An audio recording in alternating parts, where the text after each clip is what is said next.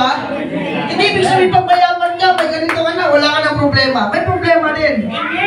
Problema din yung mga mayaman, sarili na ipaparking yung mga sasakyan nila. Oh, may problema din. It means, sa mundong ito, wala talagang walang, oh yes, lahat po tayo pantay-pantay in the sight of God. Kaya, sabi ni Pastor Warren, but focusing on ourselves, kung nakafocus lang tayo sa sarili natin, we'll never reveal our life's purpose. Hindi po natin malalaman kung ano ang purpose ng mundo natin. Kasi, iba po yung success, na naging success ka, na na-fulfill mo yung purpose mo. Yes, pwede kang maging, pwede kang maging professional sa mundong ito, pwede kang maging mayaman, walang bayad ang, mangarap, libre po yan. Okay?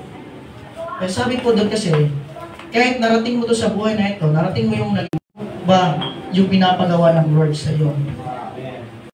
Yun eh. That is the true success. To fulfill the purpose of God in our life. That is, kaya sabi ni Pastor Warren, but focusing ourselves will never reveal our life's purpose. Amen po ba? Amen. Hindi po talaga marireveal ko anong purpose natin. Amen? Kung nakafocus lang tayo sa sarili natin. Kaya sa totoo lang ako po minsan, napapaisip ako, mag-aaral mo ba ako eh? Education. Mama ko na gano'n, no? Na mag-aral. So, totoo lang, nasa point na po talaga ako na gusto ko na yung gawin talaga ng purpose ng Lord. Ang tanong, Pastor, pwede ba ma-fulfill mo yung purpose mo sa pagiging mag-aral ka ng education? Yes, ma-fulfill. Kasi hindi naman yun sa hindi naman yung wala kang pinag-aralan. Iba kasi yung speak ng Lord sa bawat isa.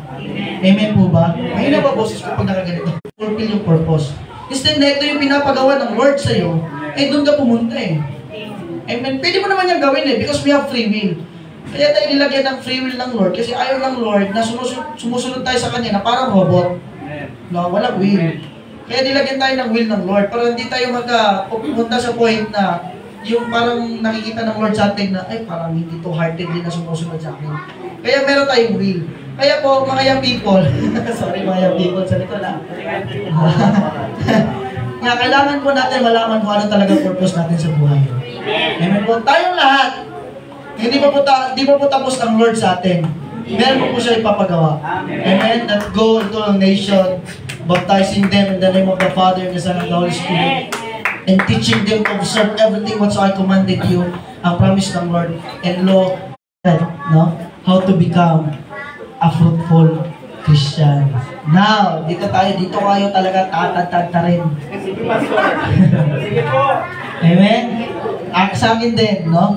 Talagang habang papalapit yung meron ding